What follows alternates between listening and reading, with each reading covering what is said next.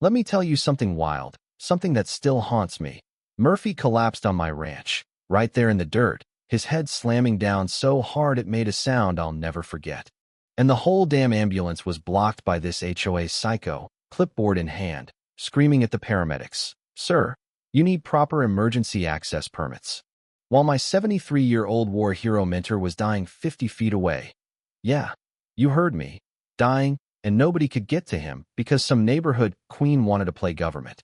The paramedics just stood there, frozen, as this woman turned bureaucracy into a weapon, and I was watching the most important person in my life slip away, powerless. For 7 minutes straight, pure hell, man. What I didn't realize then was that none of this was some accident. No, this nightmare was orchestrated, a hunt, and we were the prey. Drop your location in the comments, because once you hear this, you'll never look at community leadership the same way again. You know what I mean? 3 years I'd been running Torres helicopter rescue, right from my own ranch, saving lives in the community, every day out there at 6:30 a.m. to check the bird before the mission started. And there was Murphy waiting. Always, with 2 steaming mugs of coffee, wearing that old, frayed flight jacket from Vietnam, calling out, "Morning, son," like it was the most natural thing in the world. He wasn't just a neighbor. He was the father I'd lost too young, my mentor, my best friend, the guy who'd taught me how to fly, how to live, how to handle the worst the world throws at you. We'd go over flight plans, he'd share stories. Sometimes he'd pull out that faded photo of us, 2 pilots from 2 different wars, grinning like idiots, bonded by a calling bigger than ourselves. "You're a better pilot than I ever was," he'd say, and I'd laugh. But damn, that meant the world. Every call we answered, every life we saved, it felt like we were serving something real. That morning, just like 100 others, the radio crackled to life, and I was out the door on a medical run, flying a construction worker to the ER so he could watch his grandkids grow up. This is why I did it, why I built the ranch where I did, on the edge of Meadowbrook HOA, always ready. When I came home, though, the air had changed. There was this woman at my gate, Diana Walsh, new HOA president, holding a professionally arranged welcome basket and smiling with teeth so white they hurt your eyes. "I wanted to personally welcome our local hero," she chirped, but something about her made my skin crawl. She had a camera swinging from her neck. Started snapping photos of my chopper for the HOA's safety records, asking about my insurance, my operations, and then about Murphy. "How's his health? Does he live alone?" She offered Murphy a free health check voucher with a doctor's name that, I later found out, didn't even exist. It was all too smooth, too rehearsed. Murphy, sharp as ever, just muttered, "She asks too many questions, son." I should have listened closer.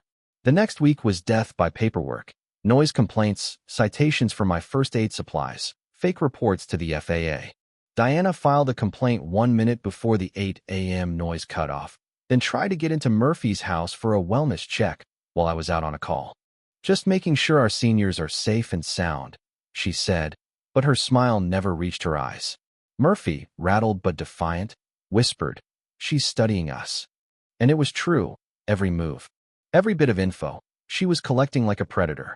The previous HOA president, Mrs. Rivera, had been forced out after her elderly mother suffered a mysterious medical emergency, insurance payout.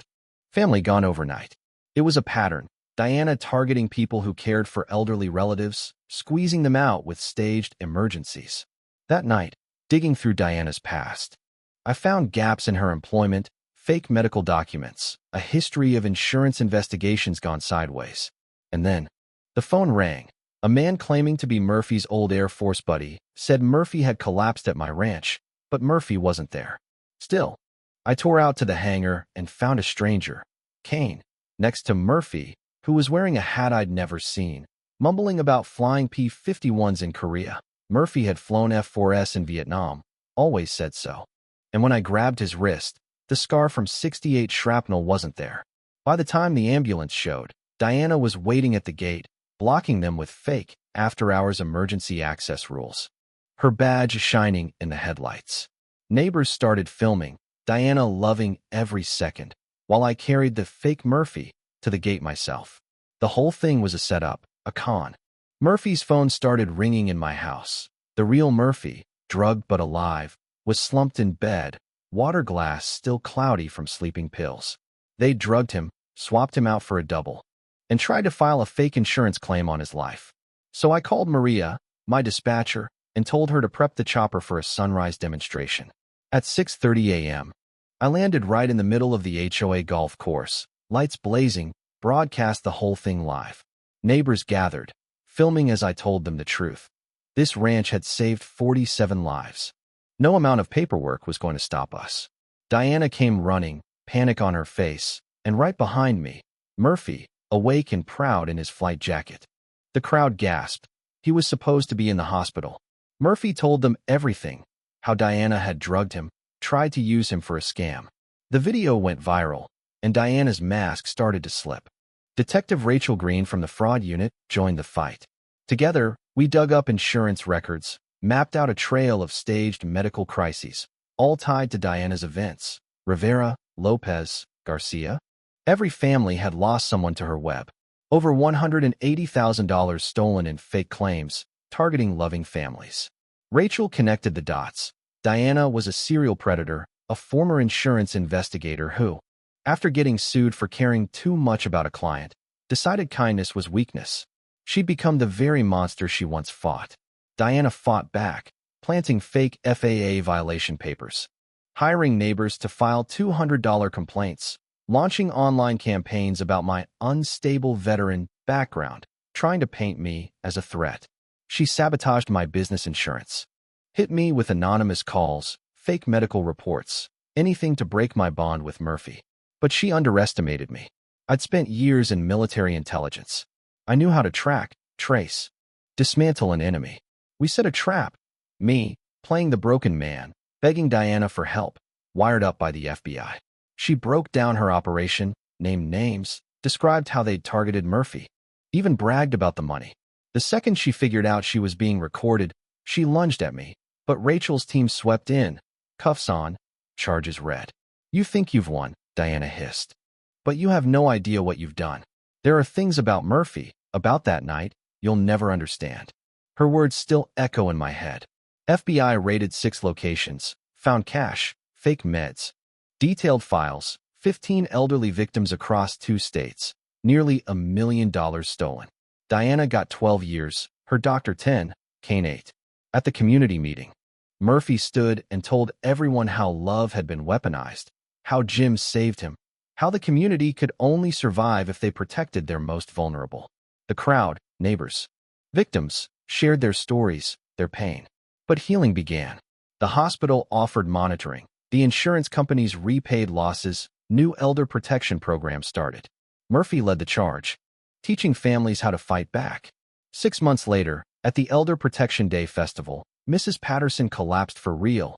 This time, the training paid off. The community sprang into action. I fired up the chopper, and we saved her life. The whole crowd cheering, Murphy crying with relief. Our victory was personal.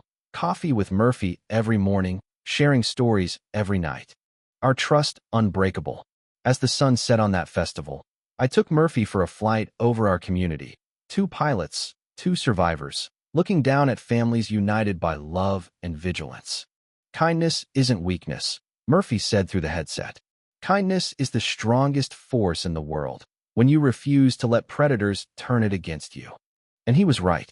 If you made it this far, tell me, do you think kindness is weakness, or is it the real strength we have left? Comment your thoughts, share this story, and make sure the next predator knows. When a community stands together, even 7 minutes of hell can turn into a lifetime of justice. See you in the next true story, and don't forget, ordinary people, with the courage to care, can do the extraordinary.